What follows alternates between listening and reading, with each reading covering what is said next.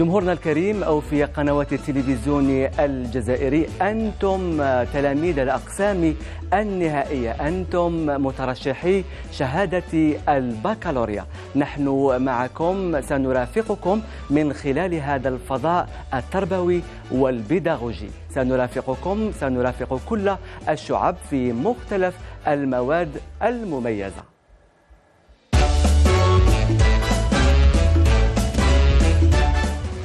Chers lycéens, bonjour et bienvenue sur notre plateforme Mafatih Najah pour vous accompagner durant ce confinement pendant ces cours télévisés. Nous allons voir aujourd'hui notre troisième et dernier cours concernant le compte-rendu objectif et le compte-rendu critique, après avoir vu justement la compréhension de l'écrit d'un texte exhortatif ainsi que les outils linguistiques dont ont besoin justement les textes exhortatifs. Et aujourd'hui, nous allons voir justement le compte-rendu.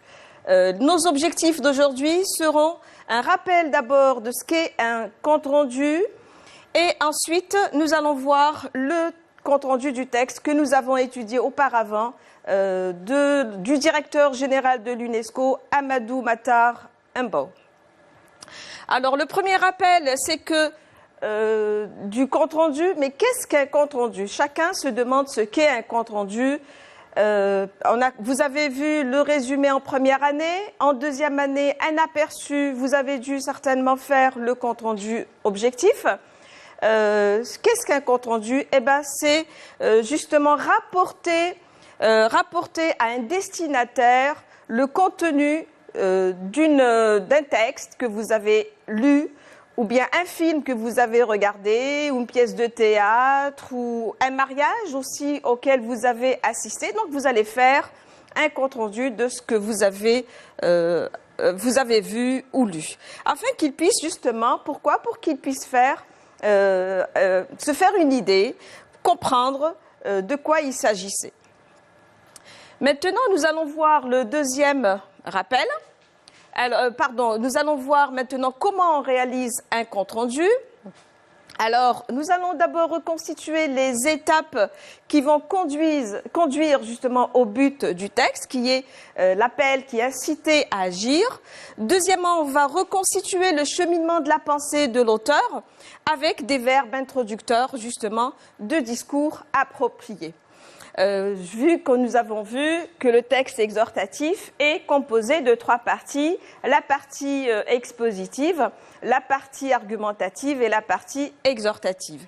De plus, nous allons voir la structure de la pensée, comment est structurée la pensée de l'auteur avec des articulateurs logiques de classement et d'énumération.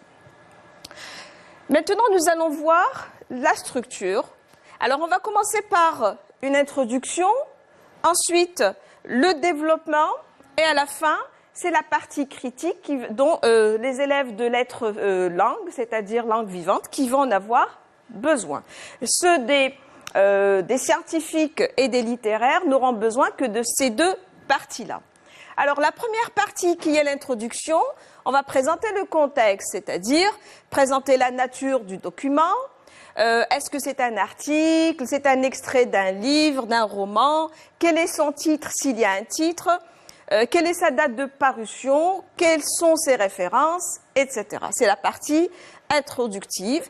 Ainsi qu'on va préciser l'action et l'intention de l'auteur, c'est-à-dire la visée communicative, comme vous avez l'habitude de voir en classe. C'est là où on va justement identifier l'intention communicative de l'auteur dans notre texte serait de convaincre, de persuader, d'inciter à agir, de réagir, etc.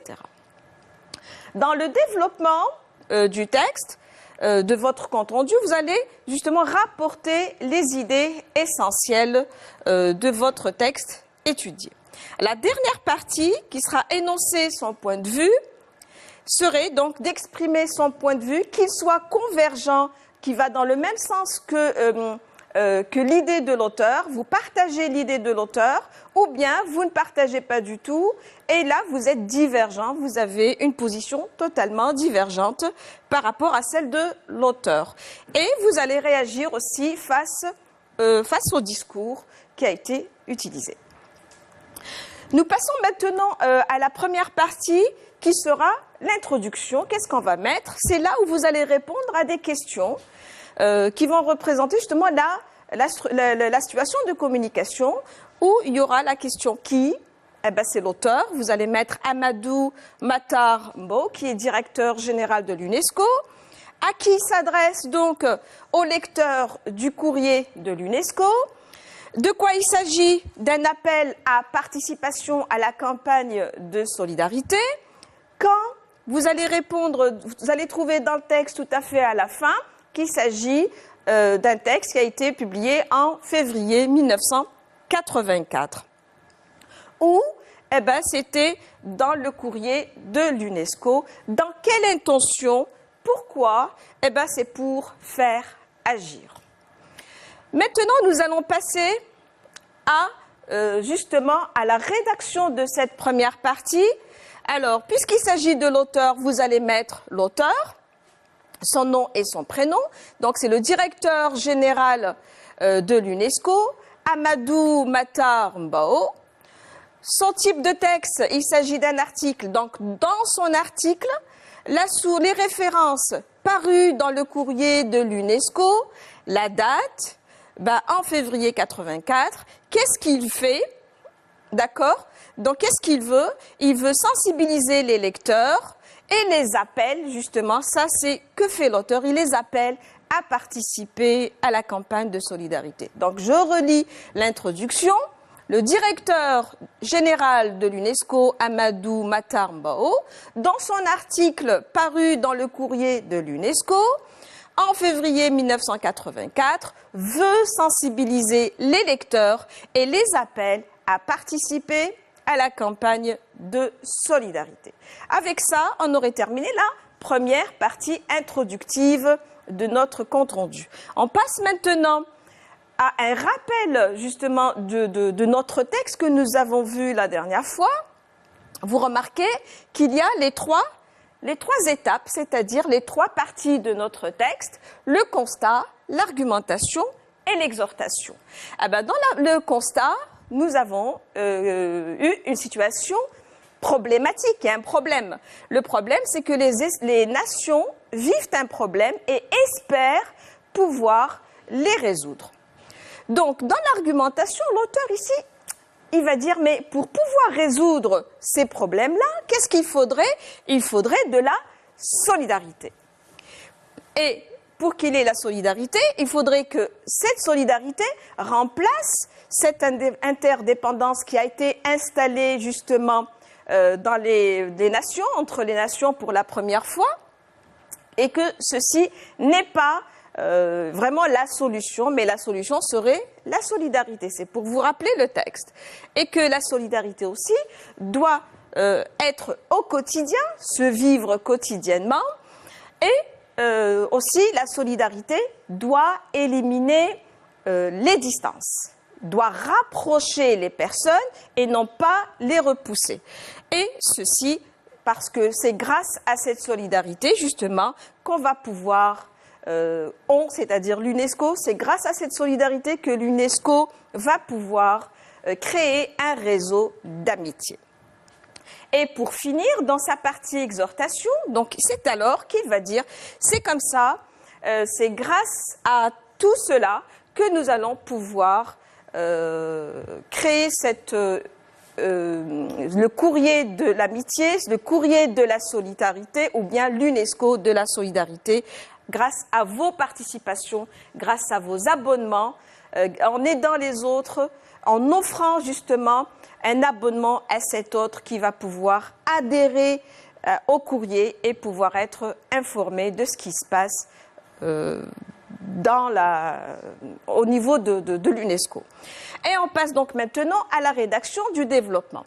Alors l'auteur constate, il constate que toutes les nations espèrent trouver des solutions à leurs problèmes en utilisant les moyens efficaces depuis qu'elles ont des relations d'intérêt commun. Alors l'auteur reste sceptique et insiste que sans la solidarité, elles ne pourraient pas atteindre leur objectif. Il soutient qu'il est nécessaire qu'elle remplace les échanges d'intérêts pour venir en aide quotidiennement aux proches et aux éloignés sans attendre de décision ou de loi. Il ajoute également qu'à cet effet, l'UNESCO veut installer un réseau d'amitié. Enfin, le directeur, dans son appel, exhorte les lecteurs et les persuade d'offrir à un inconnu un abonnement à cette revue. Avec ce développement, on aurait en fait condensé les idées, reformulé les idées essentielles, justement pour ne pas recopier le texte. Donc là, vous allez rester dans votre plan, essayer de reprendre les idées essentielles et les redire à votre façon. Et nous passons maintenant à la troisième partie, qui est la partie critique qui concerne justement les élèves de lettres langues. Donc ici, vous allez réagir face au texte, aux idées de l'auteur, à ses arguments.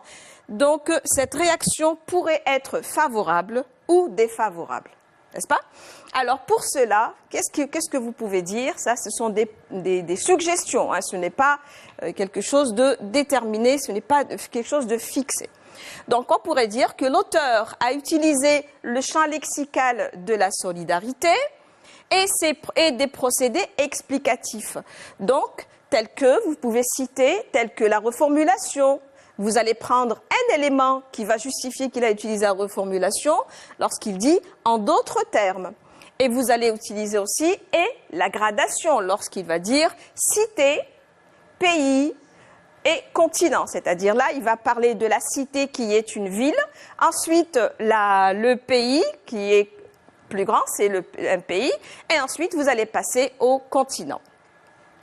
Donc, il a aussi mis en évidence l'idée d'effacement des distances pour approcher les humains à travers les expressions à l'autre qui, si loin qu'il soit, demeure toujours et doit demeurer notre prochain. Regardez ici qu'il a utilisé cette idée d'effacement. Celui qui est très loin doit être notre prochain. Et finalement, je partage l'avis de l'auteur que cette forme de solidarité pourrait unir toutes les nations et résoudre la plupart de leurs problèmes, comme on le vit en ce moment avec la pandémie du Covid-19. C'est-à-dire, maintenant, vous remarquez que toutes les nations, tous les pays du monde essayent de s'entraider, d'offrir des aides sans pour autant attendre de décrets, de décisions ou de lois, mais c'est plutôt, on est dans l'humanité. Je pense qu'avec cette dernière leçon de l'appel, qui est notre dernier objet d'étude pour les classes de terminale, on aurait répondu à vos questions et nous serons toujours là pour vous et pour vous conseiller. Merci beaucoup. Au revoir.